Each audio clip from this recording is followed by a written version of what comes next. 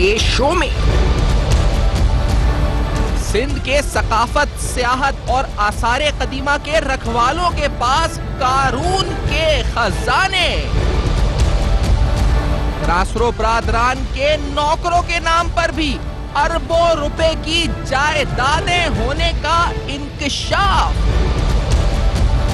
चोट कनासरों को लगे तकलीफ वलीउल्लाह भुट्टो को महसूस हो, ऐसा क्या रिश्ता?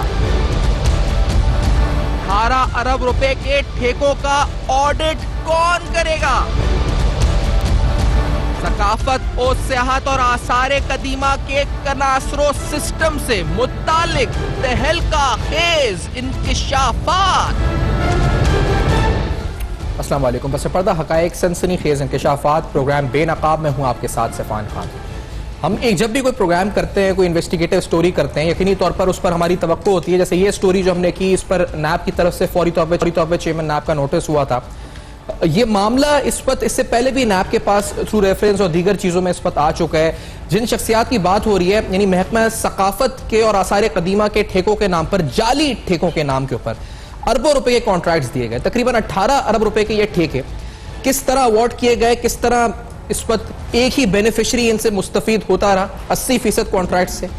ये तमाम सवालात रोशन कनासरो और मंजूर कनासरो यानी डीजी और डायरेक्टर जो इस वक्त हैं, इनके हवाले से उठते रहे इस प्रोग्राम में। इसमें इन प्रोग्राम्स में हमने तफसीलन आपको बताया कि किस तरह इनके ऊपर असासाजात बनाने के इल्जाम है।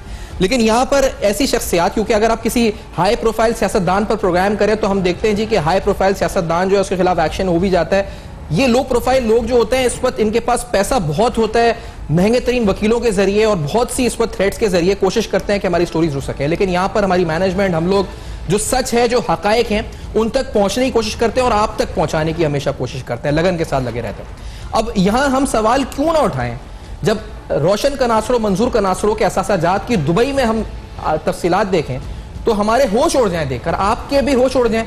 जो अपार्टमेंट्स हैं, जो इस वक्त उनके प्लाजाज दुबई के अंदर उन्होंने जो इन्वेस्टमेंट्स की हैं, बिलियंस रुपीस की इन्वेस्टमेंट्स हैं, पैसा यहां से कैसा गया है, वहां लगा कैसे है, सोर्स ऑफ इनकम क्या है, पैसा जाने का टूल और मोड क्या है, ये सारे सवालात तो तफ्तीशी इदारों को उठाने चाहिए। आज इस प्रोग्राम के जरिए हम वो असासाजात की तफसीलात सामने रख रहे हैं। इसी तरीके से इनके रिश्तेदारों को नवाजा गया, इनके रिश्तेदारों को नौकरियों से नवाजा गया, अपने भाई को भी नवाजा इन्होंने, मंजूर कनासरो ने अपने रिश्तेदारों को भी नवाजा। लेकिन यहां तो नौकरों के नाम पर बिजली के बिल, अगर आप गैस के बिल देखें, नौकरों के नाम पर घर हैं, बेनामी एसेट्स हैं, प्रॉपर्टीज हैं, पाकिस्तान में अलग असासे, बैरून मुल्क अलग असासे, पूरा एक सिस्टम है जिसको हम कनासरो सिस्टम कह सकते हैं जो ऑपरेट कर रहा है, जो कि न सिर्फ सूबे सिंध में बल्कि इसके जो पहुंच है वो कनाडा, दुबई तक है। ये सारा पैसा यहां से कैसे जा रहा है, ये असासे किस तरह बन रहे हैं, ये सिंध के हक पर डाका डाला जा रहा है, यानी मेरे हक पर डाका डाला जा रहा है बतौर सिंध के अवाम। आखिरकार इसकी रोकथाम कौन करेगा? तो हम प्रोग्राम में नहीं सवाल उठाएंगे तो फिर कौन उठाएगा? आज कुछ और तफसीलात, इन असासाजात की तफसीलात, कुछ और इंकिशाफात और भरपूर सनसनीखेज इंकिशाफात, कुछ और किरदार, कुछ और इस सिस्टम के खुफिया मोहरे होंगे बेनकाब इस प्रोग्राम में। इम्तियाज चांडियो साहब, ब्यूरो चीफ कराची, अब तक सीनियर साफी भी हमारे साथ मौजूद है। चांडियो साहब, ये जो असासाजात दुबई में फहरिस्त आई है सामने, रूसी हसीना बीवियों की तादाद, लंबी लंबी करोड़ रुपए के फ्लैट्स, ये सुनकर तो होश उड़ जाते हैं इस वक्त कि ये हो क्या रहा है आखिरकार महकमा सकाफत में, किस तरह से खेला जा रहा है फंड्स के साथ, क्या हो रहा है? सैफन, जब आप किसी बड़ी माफिया के साथ लड़ना शुरू करते हैं तो आप पर मुख्तलिफ तरीक़ों से वो जो है ना हमला करते हैं। पहले अल्लाह का शुक्र है कि कराची का अमन अमान बेहतर है कि किराए के कातिल इनको नहीं मिल रहे। और पहले अगर ये होता था कि कभी फायरिंग करा लेते थे, कभी नुमाइंदे को अगवा करवा लेते थे, जैसे छोटे छोटे शहरों में होता है। तो अल्हम्दुलिल्लाह 20 साल में हमने बहुत कुछ देखा। तो इन माफियाज को ये अंदाज़ा ही नहीं है कि ये अल्हाम नहीं हो रहा, ये शवाहिद हैं। ये 1 साल भी मैं इनके खिलाफ ये चीज़ें अदालत में किसी भी फोरम पर मैं पेश करूं तो ये कम नहीं होंगे, बढ़ते जाएंगे। लेकिन इनका दिमाग जो है वो इतना छोटा है कि समझते हैं कि हमने अरबों रुपए सिंध के खा लिए, हम शरीफ भी हैं, हमें लोग जो है अच्छा भी कह रहे हैं, वाहवाह भी हो रही है, तो कोई हमें कुछ कर नहीं सकता क्योंकि हम हर जगह पे पहिया लगा देंगे। तो मामला ये है कि जब दुबई तक चीजें, दुबई तो मामूली एक छोटा है, जैसे कोरोना वायरस चाइना से निकल के पूरी दुनिया में फैला है ना, ये सिंध के करप्शन का पैसा ना सिर्फ दुबई, मलेशिया, कनाडा, हर जगह पे जाता है। आप भी देख सकते हैं कि एक सरकारी अफसर की हम बात कर रहे हैं, हम किसी प्राइवेट बिजनेसमैन की बात नहीं कर रहे। एक मामूली मुलाजिम, बीड़ियां बांधने वाले, नौकरियों में आए उस वक्त आए जब रिकॉर्ड भी नहीं होता था, सरकारी किसी तरह से कोई वेरिफिकेशन का भी इतना बड़ा सख्त सिस्टम नहीं होता था। वो उस जमाने में उन्होंने एंट्री मारी और उस वहां से जो लोग इनके साथ भर्ती हुए वो बेचारे 14 से 17 तक भी मुश्किल से पहुंचे और ये डायरेक्टर और डीजी और ये बन गए। अभी मुझे 10-15 फनकारों की कॉल्स आई कि आपने इनके साथ जो है वो इनको बेनकाब किया। हम भी बताते हैं कि हम इनके कहाँ कहाँ असासों में रह के आए हैं, दुबई में हम किन जगहों पर ये हमें जो है वो वहाँ इन्होंने हमें दावतें दी और कितने पैसे लुटाए। मामला ये है कि दुबई में इनके भाई रहते हैं बदर कनासरो, ये 20 साल पहले कह रहे हैं कि लोग गया है, कुछ कबाड़ का कारोबार करते हैं। वहां मैं जब बर दुबई में या जो दूसरे इनके जहां ज्यादा मजदूर तबका रहता है, देरा दुबई और इस तरह, वहां जब मैं जाता हूं तो जो बड़े बड़े बिजनेस करने वाले हमारे कंबर शहदाद कोट के बुर्रो और बहुत सारे लोग हैं, वो भी बेचारे बड़े स्क्रैप के कारोबार कर रहे हैं। गांव गोठों में महल बने हुए, लेकिन वहां जो है एक छोटे कमरे में रह रहे हैं और उनके पास चारपाई भी जो है सही तरीके की नहीं है। अब यहां से जो पैसा जाता है, आपको पता है किस तरह से हवाला हुंडी के जरा यहां आपको 2 मिनट में जितने भी अरब हों, जितने भी करोड़ रुपए हों, यहां आप दें वहां आपको मिल जाए। ये सिंध का पैसा जिस तरह से ये बाहर गया है उसकी तफ्तीश की बात है। हमने किसी अदालत के तो केस को डिस्कस नहीं किया पहले दिन से लेके, जिस बिना पर इन्होंने गलती पे गलती कर रहे हैं कि कोर्ट में जा रहे हैं, बार बार जा रहे हैं कि हमें प्रोग्राम रोकें। उनको ये अंदाजा ही नहीं है कि जो केस कोर्ट में है वो केस किसी और डिपार्टमेंट का है, लेकिन उसी शख्स को बचाने की खातिर सारी कानूनी टीम लगी हुई है कि हम किस तरह से इनकी जबान बंद कराएं, किस तरह से करें। तो अल्हम्दुलिल्लाह हमारे पास इतने शवाहिद हैं कि 1 साल भी कोई मामला नहीं है। अब आते हैं कि कनासरो हैं, उनका फ्लैट है महंगे तरीन इलाके में, अभी हाल ही में लिया है। उस महंगे तरीन इलाके का जो नाम है बिजनेस बे और मे फेयर का वो जो 8वां फ्लोर है, उस पर ये उन्होंने ये खरीदा है। वहां छोटे जो अपार्टमेंट 1 रूम का है वो भी पाकिस्तानी 5 से 6 करोड़ रुपए का। वहां रूसी हसीना रखी हुई है जो यहाँ पाकिस्तान से जो वीवीआईपी उनके पास जाते हैं या क्या वो बताते। उनके घर के अफराद अब तो इनकी अहले खाना की खवातीन बताना शुरू हो रही हैं कि ये असासे हमारे इन लोगों के यहाँ हैं, ये गैर कानूनी असासे हैं। ये मुझे अलहम नहीं हुआ कि ये इन्वेस्टिगेशन में ये जो आपका गैस का बिल जाहिद हुसैन लगारी, ये बिल्डिंग स्क्रीन में दिखा भी दें सर, ये गैस का बिल जाहिद हुसैन लगारी जो बेनामी अकाउंट के जरिए इसका मालिक बनाया हुआ है, सारी जो है किराए पे घर देना सब कुछ करना ये शख्स कर रहा है। ये इसका हमने यहां तक जाके खोज लगाई है। ये कनासरो बरादरान के असासों की छानबीन है। 3 बीवियां और इस्लाम में तो 4 हैं, लेकिन यहां तक खातून दावा कर रही है कि 5 बीवियां, एक दुबई में रह रही हैं। उन 5 जो बीवियों का हर का बंगला अलग है जिसकी मालियत है तकरीबन 4 से 5 करोड़ रुपए, और उनको जो जेवरात दिए हुए हैं वो 1.5-2 करोड़ के तो जेवरात हैं सिर्फ। अब हर शादी मोहब्बत में की हुई है। अब ये हमें तो पता नहीं कि जो उनका इस्लामी मामला है शादियां करें बेशक करें, लेकिन हमें जो मामला है वो सिंध के पैसे पे सब कुछ हो रहा है। ये बड़ा अहम सवाल है। एक ब्रेक की तरफ बढ़ते हैं क्योंकि ये बता रहे हैं जिस तरह ये बीवियों की फहरिस्त है, इस तरह और बड़ी तवील फहरिस्त है। कुछ अबूत, कुछ अहम शवाहिद और कुछ अहम बोलने वाले जो बात भी करेंगे इस प्रोग्राम में आके कि आखिरकार महकमा सकाफत के फंड्स के साथ सवाल यही जी कि हमारे अवाम के पैसों के साथ, हमारे हक के साथ जो डाका मारा जा रहा है आखिर कब तक मारा जाएगा। इस ब्रेक के बाद सवाल उठाएंगे, बेनकाब में हमारे साथ रहिए।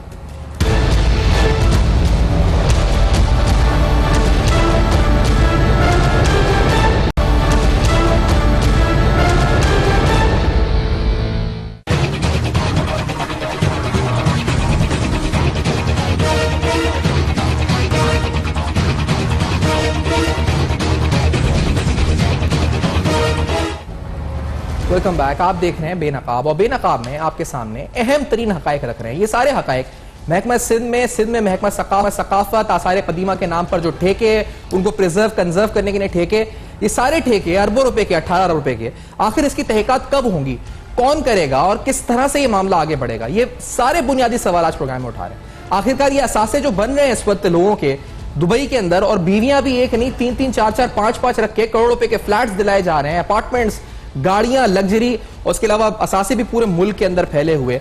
लेकिन इसमें एक अहम पहलू यह है जी कि ये पैसे यहां से जा कैसे रहे हैं, क्योंकि इस पर भी बड़े संगीन नौयत के इल्जामात हैं जिसकी इन्वेस्टिगेशन जो है इस पर फौरी तौर पर तहकीकात होनी चाहिए कि पैसा यहां से बाहर कैसे जा रहा है, किस किस को इस्तेमाल किया जाता है एज अ कैरियर ये भी बड़ा देखना जरूरी है, ट्रेल पूरी फॉलो करना जरूरी है। अभी जो सिस्टम पूरा बना हुआ है पीडीएमआई सेल का, इस पर बात करते हैं इस प्रोग्राम में, क्योंकि रिश्तेदारों को भर्ती करने के हवाले से जो उनके रिलेटिव्स हायर हुए हैं, एक नहीं कनासरो ब्रदरान ने बड़े लोगों को नवाजा हुआ है इस पूरे सिस्टम में। इसी तरह से एक मैट्रेस की खरीदारी, मिसाल के तौर पर एक मैट्रेस कितने का आता होगा? 10,000, 15,000, 20,000, 50,000। बहुत बेहतरीन मैट्रेस 1 लाख रुपए का आता होगा।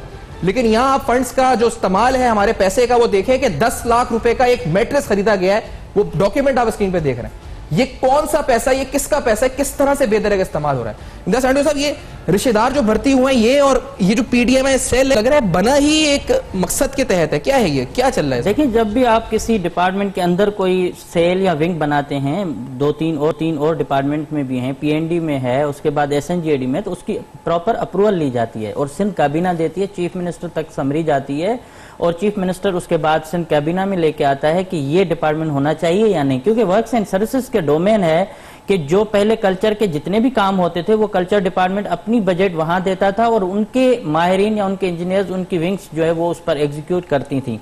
2009 में ये पहली बार इस तरह का खांचा जो पैदा हुआ वो ये हुआ कि उस वक्त ये डिप्टी डायरेक्टर पीडीएमआई सेल बनाकर कनासरो को लगाया गया और 32 आर्ट्स काउंसिल और लाइब्रेरी सूबे सिंध के अंदर बननी थी, जो आज तक नहीं बनी और काम रुका हुआ है ज्यादातर। अच्छा, जो पहला ठेका इनका, जो हम गठजोड़ की बात कर रहे हैं, वलीउल्लाह भुट्टो और रोशन कनासरो का, एज ए डिप्टी डायरेक्टर इस पीडीएमआई सेल, जिसका अख्तियारी नहीं है, कानूनन ये इलीगल है। मेरी इस वक्त भी सेक्रेटरी सर्विसेज और दीगर से जो मैंने राय ली है, उनके मुताबिक ये सेल नहीं बनाया जा सकता और इस सेल के अरबों रुपए के ठेके नहीं हो सकते। आर्कियोलॉजी तो बाद में आया, 18वीं तरमीम के बाद इनके पास 2014 में। लेकिन जो इन्होंने ठेके लिए, ये 32 जो इनको जब बजट खत्म कर दी, इन्होंने देना ही बंद कर दिया, इन्होंने अपना पैरेलल एक निजाम शुरू किया। तो उस वक्त एक डमी पीडी डायरेक्टर लगाया और खुद डिप्टी डायरेक्टर बन के सारा काम किया। जो पहला काम था, छोटा सा काम था, जैकब आबाद में 2 मस्जिदें थी, ये ठेके वलीउल्लाह भुट्टो को मिले। अच्छा। मस्जिद जंगीपुर और मस्जिद हैदर विग्यो, ये छोटे अमाउंट के थे। इसमें मस्जिद विग्यो को 60 मिलियन मतलब 6 करोड़ तक ले जाया गया। आसार, यहाँ ये भी गेम होता है कि किसी भी इमारत को ये पुरानी है और उसको आसार कदीमा डिक्लेयर कर दो, आप काम करो, कोई नहीं पूछेगा। जो मस्जिद जंगीपुर है उसकी मुझे इस वक्त याद नहीं, 4 करोड़ 90 लाख रुपए का ये पहला काम, इनकी पहली कार्रवाई जो ये गठजोड़ की है, ये यहाँ से शुरू होती। अब आते हैं ये नहीं बने 32 जो आर्ट्स काउंसिल लाइब्रेरी कुछ रुकी हुई है, नाम मेरे पास मौजूद हैं, ठट्ठा, सजावल, टंडो, मोहम्मद खान। उसके बाद इस वक्त 8 अरब रुपए के तकरीबन जो है ठेके हैं वो वलीउल्लाह भुट्टो के पास है। जो मटियारी में ब्लैक लिस्ट कंपनी हुई उसको नाम चेंज करके रखा गया, रोशन कनासरो और मंजूर कनासरो। अब भाई डीजी बैठे हुए हैं। मुझे तो ये फैमिली ट्री का बड़ा मसला हो रहा है कि एक तो भाई डीजी और दूसरा डायरेक्टर भाई। अब अगर कानूनी कार्रवाई होनी चाहिए, अगर झूठा इल्जाम भी लगे तो एक इंक्वायरी होनी चाहिए। वो इंक्वायरी डीजी को पहले करनी है, फिर सेक्रेटरी को करनी है। लेकिन इस दोनों में जब गठजोड़ बना के बैठे हुए तो कोई कार्रवाई नहीं हो रही। सेक्रेटरी साहब कनाडा चले जा रहे हैं, हर थोड़े उनको जो मैसेज लोग करते हैं व्हाट्सएप पे शिकायत के नहीं है, तो वो भी स्क्रीनशॉट व्हाट्सएप का दिखा साफ साफ व्हाट्सएप अगर आप देखें मैसेज, किसी ने शिकायत की है जी कि हम इस वक्त हमारी तनख्वाह रुकी हुई है, और इन दोनों भाइयों की तो आगे से मैसेज किया है जी कि सीनियर से इस तरह बात नहीं करते और ये बात करने का तरीका नहीं है, आगे से चुप शटअप कॉल दे दी गई है सेक्रेटरी की तरफ। ग्रुप लेफ्ट कर रहे हैं ये सेक्रेटरी लेवल के लोग, जिनको प्रिंसिपल अकाउंटिंग ऑफिसर मतलब सिंध के कौमी खजाने के चौकीदार बने हुए हैं, वो लोग, उनके बच्चे कनाडा में कैसे जो है पल रहे हैं। मुझे इस चीज का जवाब अगर हम पूछें कि भाई आप कोई प्राइवेट शख्स नहीं है, आप सरकार के मुलाजिम हैं, आप बताएं आप इतना कैसे अफोर्ड कर रहे हैं ट्रेवल, और आपके बच्चे वहां कनाडा में बैठे हुए हैं और सिंध के पैसे पे पल रहे हैं, या सिंध के ये इल्जाम जो लगाए जा रहे हैं उनका जवाब कौन देगा। लेकिन इंक्वायरी नहीं हुई। कल जो है वो उमरकोट के किले पर मिनिस्टर ने इनकी जो है सरनजिश की है। मिनिस्टर ने इनसे पूछा है कि ये किले का काम सही नहीं हुआ है, मुझे किले का काम सही करके दें। किले का काम होता है जहां गार्ड बैठे हों, चौबुर्जियां बने, एक वहां जो चौकीदारी का होते हैं गोल दायरे बने हुए होते हैं जहां से गार्ड बैठ के देखते थे। इन्होंने दीवार बना दी सिर्फ। इनके पास एक्सपर्ट नहीं है। मसला ये है कि जब आवाज उठाओ, जब कोई चीज करो तो बहुत सारे इल्जाम लगाते हैं। जो गठजोड़ है ये दुबई सारा पैसा ये वलीउल्लाह भुट्टो इनका ठेकेदार, और ये ठेकेदार मतलब चोट लगे तुमको दर्द मुझे होता है, चोट लगे रोशन कनासरो को वलीउल्लाह भुट्टो रोता हुआ फिर रहा है। अरे भाई, कौन सा सिंध का ऐसा ठेकेदार है? नवाज शरीफ के केस में जामिन होने के लिए कोई ठेकेदार नहीं आया, आसिफ जरदारी के मामले में कोई ठेकेदार नहीं आया, रोशन कनासरो का ठेकेदार वो जामिन उसका बेटा बना। अच्छा, दूसरा जब रोशन कनासरो हमें नोटिस देता है तो वकील भी उसी का, और उसको वो भी नोटिस देता है तो वकील उसी का। तो ये वो डॉक्यूमेंट है जामिन वाला जो आप देख रहे हैं कि बेटा जामिन बना हुआ है। कौन सा ठेकेदार जामिन बनता है? उसका बेटा। अब अजीब मामला। रोशन कनासरो साहब के साले जी मुताहिर हुसैन, अच्छा मुताहिर, तनख्वाह 25,000। अच्छा। सईदा बेगम तनख्वाह 25,000। पारिस तनवीर साले की बीवी 25,000। मुबशर साला।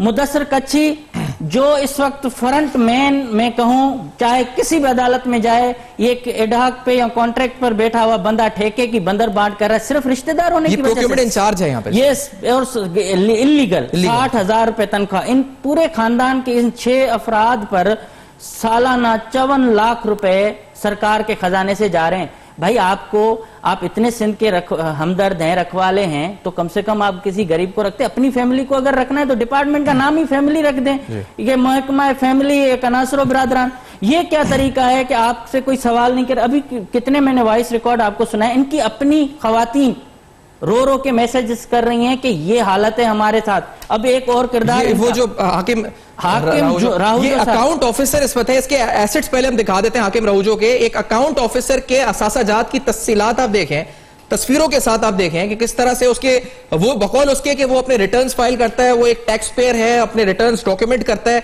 लेकिन ये अकाउंट ऑफिसर इतने सारे असासाजात इसकी बिल्डिंग्स हैं, इसके प्रोजेक्ट्स हैं, इसके घर हैं, और सारी तफसीलात आप स्क्रीन पे देख रहे हैं। हाकिम अली राहुजो का एनआईसी भी है, उसके टैक्स डिटेल्स भी हैं, उसकी तस्वीर भी आप स्क्रीन पे देख रहे हैं। Account officer school, buildings, petrol pump, Safura में 2 बिल्डिंगें, 4 बंगलोज, बख्तावर गोट में 30 के करीब इसके घर हैं, फ्लैट्स दिए हुए हैं।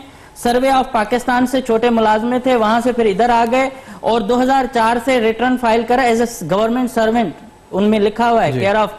अब आप मुझे बताएं, एक अकाउंट ऑफिसर खानदान का इतना पैसा लाड़काना से लेके अगर आया होगा तो वो रिकॉर्ड भी कहीं ना कहीं मनी ट्रेल। और वो कनासरो साहब के साथ यूं बैठा हुआ है कि इनके तमाम फैमिली मैटर्स भी साथ जाके सीवी पर डिस्कस कर रहे होते हैं रात को 2-2 बजे कि मैं जो है उसकी ये राहुजो साहब से जब मैंने राब्ता किया, पहले ब्लॉक किया और बाद में फिर मुझे एक कुरान शरीफ का कोट भी भेजा कि किसी को तंग नहीं करना चाहिए, किसी को ये। तो ये राहुजो साहब के जो आपको अकाउंट्स जो घर हैं जिसमें उनके अपने फैमिली मेंबर्स इसमें गवाह हैं कि वो नेब में भी जा सकते हैं।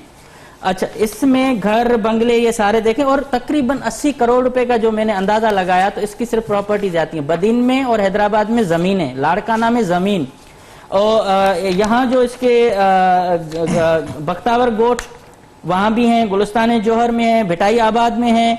इस तरह से ये तमाम जो हैं। अच्छा, इसमें एक बंदा और जो है इख्तियार मंगी, जिसके बारे में पाकिस्तान इंजीनियरिंग काउंसिल का लेटर है जी कि वो टेक्निकली एक इंजीनियर नहीं है। अच्छा, ये सब इंजीनियर है, इसके खिलाफ शिकायत भी है।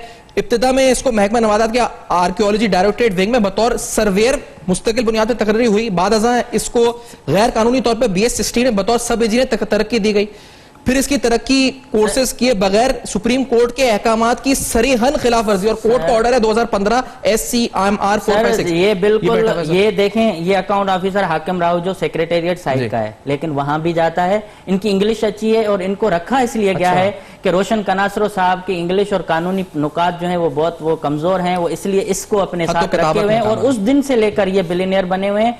इन्होंने, इनके ऊपर इल्जाम है कि इन्होंने 3 शादियां की हैं, 3 शादियों में जो 2 छोड़ दी और उसके साथ उनके ऊपर बहुत ज्यादा उन्होंने मुबैना तौर पर तशद्दुद किया। एक बीवी पर ये इस वक्त भी बहुत सारा मामला चल रहा है अदालत में, मैं उस पर डिस्कस नहीं करूंगा, इनका पर्सनल है। लेकिन सिंध के पैसे सिंध के साथ जो खिलवाड़ हुआ है सिंध के सकाफत के नाम पर, क्योंकि ये कोई ऐसा बजट है जिस पर अंधा अकाउंट कह दें। दूसरा, जैसे जैनब का मैटर हुआ ना कि वो जो कातिल था, रेपिस्ट था, वो आके मुजाहिरे में इंसाफ की अपीलें करता था, ये वही सिलसिला है, वही सिलसिला एग्जैक्टली। एक ब्रेक की तरफ बढ़ते हैं। आप सुन रहे हैं सनसनीखेज इंकशाफात।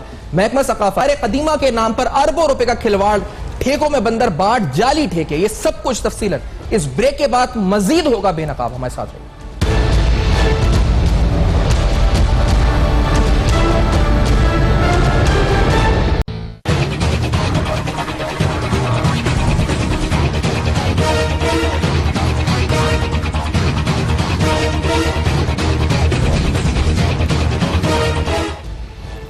Welcome back. आप देख रहे हैं बेनकाब, और बेनकाब में अहम तरीन हक़ाइक़ आपके सामने रख रहे हैं। महकमा सकाफत आसार कदीमा के नाम के ऊपर किस तरह फंड्स का बंदरबाट हुआ, नौकरियां रिलेटिव्स को यानी रिश्तेदारों में बांटी गई, नौकरों के नाम पर कनासुर बरदान की तरफ से अरबों रुपए की जायदादें बनाई गई, बिजली के बिल आपके सामने, गैस के बिल बतौर सबूत आपके सामने है, दुबई में असासाजात बनाए गए। लेकिन सवाल यह कि यह सारा पैसा पाकिस्तान से यहां किस तरीके से बाहर गया, और यह पैसा सिंध के अवाम का पैसा यानी आसार कदीमा के नाम पर यह पैसा जो डाका मारा गया, इस पर कोई पूछने वाला आखिरकार क्यों नहीं है? क्यों कोई पूछने वाला नहीं है?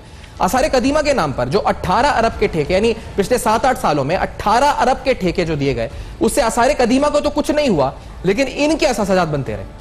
और इस प्रोग्राम में हमारे साथ इनाम शेख साहब भी मौजूद हैं। आप एक एकेडमिक्स से भी ताल्लुक रखते हैं, अदीब हैं, दानिश्वर हैं। इनाम शेख साहब, आपका बहुत शुक्रिया, आपने वक्त दिया, ज्वाइन किया। आप गौर से देखते हैं इन मामलात को। सर मुझे जब हम सुनते हैं कि 18 अरब रुपए के फंड्स थे, रखे गए थे आसार कदीमा के लिए, मोहिंजोदाड़ो के लिए, उमरकोट के लिए, मस्जिदों के लिए, या जो भी इस वक्त हमारा कंजर्व करने के लिए स्ट्रक्चर को, जो हमारा हिस्ट्री थी उसको, उसके वो तो हुआ नहीं, ये पैसा कहां चला गया? सर ये क्या हो रहा है आखिरकार सिंध में? मेहरबानी। देखिए, ये एक थकाफत का जो शोबा है या डिपार्टमेंट है, ये अब वक्त गुजरने के साथ साथ दुनिया में, पूरी दुनिया में बड़ी अहमियत का हामिल हो रहा है। और बड़े बड़े माहिरीन जो है मगरब के कह रहे हैं कि आइंदा जो इंसान जात के दरमियान जंगें होंगी वो सकाफत की बुनियाद पर होंगी। तो और आजकल सकाफत का शोबा, आर्कियोलॉजी का शोबा और सियाहत का शोबा, ये एक बड़ी इंडस्ट्री बन चुके हैं पूरी दुनिया में, और ये शोबे दुनिया में अपने महकमों को कमा कर देते हैं। तो ये जो हमारा जब से 70s से कायम हुआ है सिंध की सकाफत का शोबा, तो इसका जो हाल बुरा है। न इनको रेगुलर कोई जो है वो सेक्रेटरी मिलते हैं, न कोई एक्सपर्ट सेक्रेटरी मिलते हैं, न इनको अफसर अच्छे मिल रहे हैं, क्योंकि इस जो है वो महकमे का शुरू से ही आवा बिगड़ा हुआ है, और जो भी आता है वो इसमें से अपना हिस्सा बटोर कर निकल जाता है। अभी आप देखें कि सिंध के जो आसार कदीमा है वो एक सिर्फ सिंध का और पाकिस्तान का नहीं, दुनिया के जो कल्चरल एसेट्स हैं उनमें से एक शानदार जो है उसका एक हिस्सा है। और उसमें जनाब, पहली बात तो ये है कि अंग्रेजों के दौर में जो बुनियादी काम हुआ है, सर जॉन मार्शल ने किया, मार्टिन व्हीलर ने किया और मजमदार साहब ने किया, उसके बाद इन्होंने को कुछ हाथ ही नहीं लगा। सही। उन आसार कदीमा के चंद लोगों के हाथ में है इनाम शेख साहब, ये तो हमें पता है। क्या वो चंद लोग जो जिनके पूरे जिसे कहते हैं इख्तियारात आ गए जिनके हाथ में, वो मिनिस्टर से भी स्ट्रांग है? क्या सिस्टम इतना स्ट्रांग हो गया है कनासुर सिस्टम कि वहां पर मिनिस्टर भी कुछ नहीं बिगाड़ सकता? क्या हो क्या रहा है? नहीं, मैं आपको ये बताऊं कि जो इस वक्त मिनिस्टर है और सेक्रेटरी है सकाफत का, ये दोनों खुद पढ़े लिखे अदीब और दानिश्वर, शायर, तनकीद निगार है। तो सारे सिंध को एक्सपेक्टेशन ये थी। और दूसरा ये कि ये बाहर से होकर आए हैं, इनके तो राब्ते हैं और ये नए जदीद दौर को समझते हैं।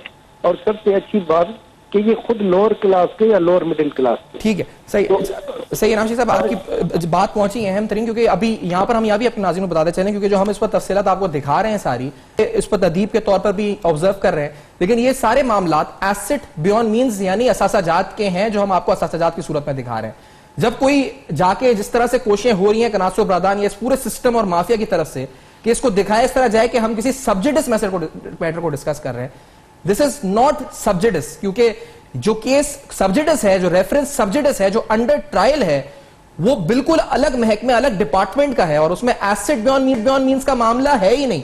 वो तो कुछ ठेकेदारों का प्ली बार्गेन है जो इस प्रोग्राम में डिस्कस नहीं हुआ है। तो दिस इज समथिंग एल्स। ये एसेट्स हैं, कनासुर बरदान आपके असासाजात है, आपके नौकरों के नाम पर अरबों रुपए के असासाजात हैं। ये आपका जो STDC और ये वाले मामलात नहीं है, ये कुछ और है, और आप हैं इतनी जगह, तो हम इसका क्या कर सकते हैं? और ये थ्रेट करा रहे हैं कि जो मुख्तलिफ तरीकों से जब कहते हैं ना दाल नहीं गलती, तो फिर हम यूं करेंगे, हम जो है गिरफ्तार। भाई मामला ये है कि आप मुझे पहले इन चीजों का जवाब दें, खामोश तो आपका नहीं करा सकते। मामला अदालतें इंसाफ के लिए बैठी हैं, और जो इंसाफ आप मांग रहे हैं इंशाल्लाह वही इंसाफ जो है आपसे होगा, क्योंकि जब एहतसाब होगा। ये नेब का केस है, अब नेब को प्रेशराइज करा रहे हैं। जो नया केस चेयरमैन ने नोटिस लिया है असासों का, या जो असास से बेनामी अकाउंट्स और जिस तरह से ये कर रहे हैं, ये समझ रहे हैं कि हम वो छुपा लेंगे। अब हम तो इदारे हैं नहीं, हम तो स्टेट बैंक से इनसे उनसे तो चीजें ले नहीं सकते। जितने हमें सोर्सेज हैं, जो इनके फैमिली मेंबर्स हैं, वो हमें दे रहे हैं। अब ये नेब को प्रेशराइज कर रहे हैं, और मेरी DG नेब कराची से और चेयरमैन नेब से ये मुतालबा है कि जो अफसरान यहाँ रखे पहले से यहाँ मौजूद हैं, अब उनमें रीशफलिंग लाई जाए। नए अफसरान जो है वो आप यहाँ तैनात करें और इनका केस मेरिट पे दें। मुझे उम्मीद है कि नजफ मिर्जा साहब जो हैं इस केस के मंतकी अंजाम पर पहुंचेंगे। जिस तरह से ये खुफिया इंक्वायरी चल रही है बगैर किसी तासुब के, कनासरो बरादरान क्योंकि लो प्रोफाइल है, वो समझते हैं हम हर किसी को नोटिस दे के निकल जाएंगे। कोशिश तो बड़ी करते हैं ना हर बंदा निकलने की, तो इसमें ये फंस गए हैं और बुरी तरह फंस गए हैं।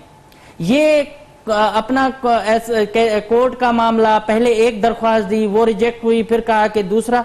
तो मामला ये कि अदालतों को गुमराह नहीं किया जा सकता। नैब को भी गुमराह करते हैं। कॉल अप नोटिस दिया गया इनको, तो कॉल अप नोटिस में हमने देखा कि देखे ना कि हम जो बाहर हैं हम नहीं आ सकते। अब जो आपका एक भाई अदालत में जाता है, दूसरा भाई देख रहा होता है बाहर, और इस पर ना सूबाई वजीर नोटिस ले रहा है, ना सेक्रेटरी ले रहा है। सेक्रेटरी तो ग्रुप छोड़ता जा रहा है। कल जो है उमरकोट पे इनकी ठीक ठाक मिनिस्टर ने जो है वो अपन क्लास ली है कि भाई आप काम सही नहीं कर रहे और आप मुझे दिखाएं कहाँ काम हुआ है। तो पूरे सिंध का काम ये बेड़ा गर्क हुआ है। दूसरा जो ये अकाउंट ऑफिसर हाकिम राव जो है, ये इनका बिल्कुल कहते हैं ना कि जो है वो चोली दामन का साथ है। अब आप जब बहुत सारे केसेस में जाते हैं तो आपको अंदर घुसते घुसते बहुत सारे ऐसे किरदार मिल जाते हैं, नेब को भी मिलते हैं कि पहले एप्लीकेशन एक बंदे के लिए आती है, फिर उसको आप जब गहराई में जाके देखते हैं तो 10 और लोग आपके उसमें आ जाते हैं।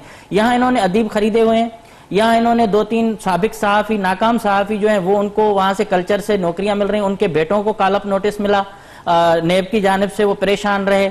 इस तरह से उन्होंने सोशल मीडिया पर इधर उधर वो जो पेड सहाफी हैं वो रखे हुए हैं कि भाई ये मामला हमारा उठाओ। अब मैंने पहले कहा कि जो सिंध को बदनाम तरीन, जो करप्ट तरीन ये जो माफियाज हैं, ये फिर भी सीना चौड़ा करके चल रहे हैं और लोग उनको एक्सेप्ट कर रहे हैं, और जो उनके खिलाफ बात कर रहा है उनकी वो मजम्मत कर रहे हैं।